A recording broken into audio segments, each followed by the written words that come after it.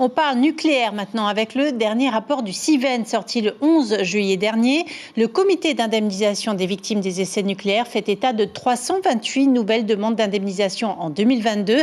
La majorité d'entre elles concernent des Polynésiens, en l'occurrence 243 dossiers.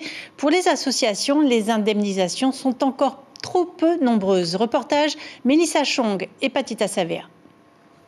172, c'est le nombre de victimes des essais nucléaires ou de leurs ayants droit bénéficiant d'une offre d'indemnisation en 2022, une offre qui se chiffre à plus d'1,77 milliard de francs pacifiques au global. Les demandes augmentent donc, on en compte 328, c'est 50% de plus qu'en 2021. L'État s'est engagé à rembourser les dépenses réalisées par la CPS pour soigner des personnes atteintes du cancer et reconnues par le comité d'indemnisation aux victimes. Ces personnes, en ce moment, elles sont entre 300 et 400, mais comme on a créé une mission Aller Vers au sein du Haut-Commissariat, son nombre augmente. Donc là, c'est la CPS qui a proposé de rembourser avec un forfait de 71 000 euros par cancer, ce qui donne approximativement 5 milliards.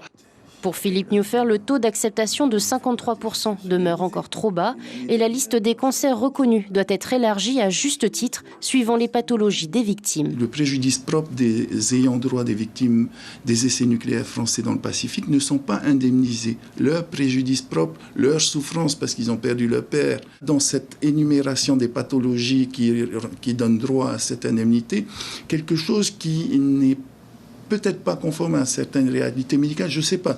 Ce que je vois, c'est que j'ai une cliente qui était atteinte du cancer de vagin, qui n'a pas été indemnisée parce que ce n'est pas le cancer de l'utérus.